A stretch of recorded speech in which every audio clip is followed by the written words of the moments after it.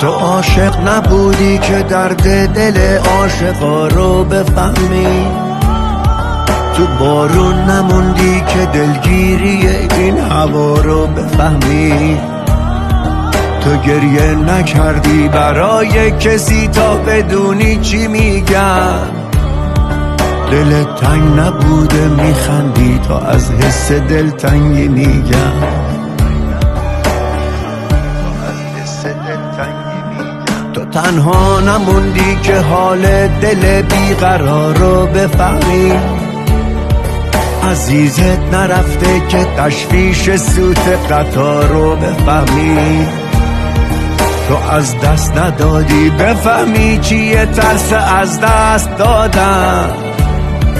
جای من نبودی بدونی چیه فرق بین تو و من.